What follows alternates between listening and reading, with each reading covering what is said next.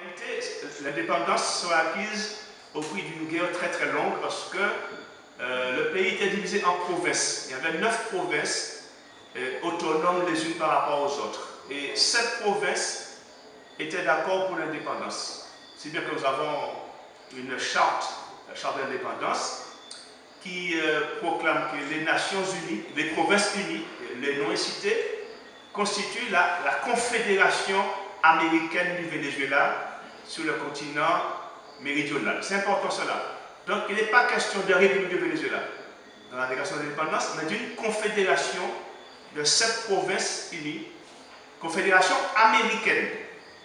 Le mot américain apparaît bien.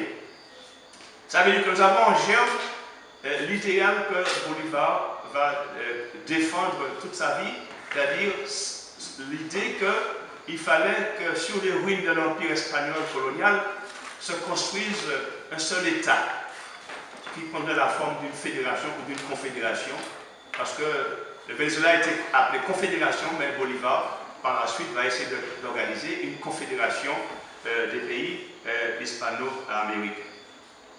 Alors, guerre civile qui commence aussitôt, parce que certaines provinces, 2 provinces notamment, refusent d'adhérer à la confédération, mais aussi parce que même dans les provinces favorables à l'indépendance, toutes les classes sociales, toutes les couches de la population n'étaient pas acquises à l'indépendance. Donc la guerre civile a démarré aussitôt et elle a pris un caractère social et racial. Pourquoi? Parce que les Espagnols, je ne vais pas dans le détail, s'il le faut, vous pouvez poser des questions, les Espagnols étaient une minorité au Venezuela. 12 000 seulement Espagnols, il y avait environ 70 000 blancs en tout. Donc ils étaient minoritaires et la masse du peuple vénézuélien était constituée de Noirs, d'Indiens, de mulâtres, de métis, d'Indiens, de blancs et de métis, de Noirs et d'Indiens. Donc 65% au moins des Vénézuéliens étant, comme on dirait maintenant, des gens de couleur, des non-blancs. Et vous avez à côté les Indiens. Donc, les Espagnols, qu'est-ce qu'ils ont fait? Ils ont pris une faille. Ils ont vu une faille dans le système de la République. Parce que même si le mot n'est pas utilisé, mais c'est une République. La République, créée en 1811, n'a jamais su poser le problème de l'esclavage des Noirs, de l'abolition de l'esclavage. Donc, les Blancs espagnols, qu'est-ce qu'ils ont fait? Eh bien, ils ont joué sur une contradiction.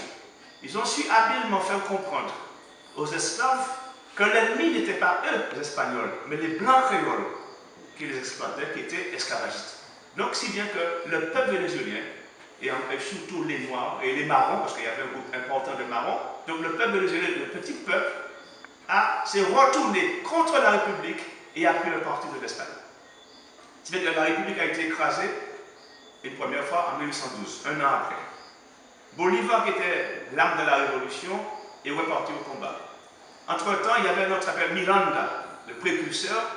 Le précurseur a été livré aux Espagnols en 1912. On l'a accusé de trahison. Il a été livré aux Espagnols parce qu'il avait signé un accord qu'il n'aurait pas dû signer. Donc Bolivar repart au combat. Il va dans le pays voisin, l'actuelle Colombie, qui s'appelait à l'époque Nouvelle-Grenade, et il recommence le combat. Et finalement, en 1813, un an après la chute de la Première République, Bolivar rétablissait la République. Bolivar, voyant les désastres de la guerre, voyant comment les gens se massacraient, il a pris un décret dans lequel il disait aux Espagnols, donc à ceux d'Espagne et des îles Canaries, que tout Espagnol qui ne prenait pas parti pour l'indépendance du Venezuela et de l'Amérique serait considéré comme un ennemi et serait fusillé, même s'il restait indifférent. Autrement dit, il sommait les Espagnols qui combattaient au Venezuela, qui étaient indifférents, de devenir vénézuéliens, de se proclamer vénézuéliens ou bien américains, sinon ils étaient éliminés. Par contre, il a promis l'amnistie à tous les créoles, quelle que soit la race, à tous les créoles qui jusqu'alors avaient lutté contre la République.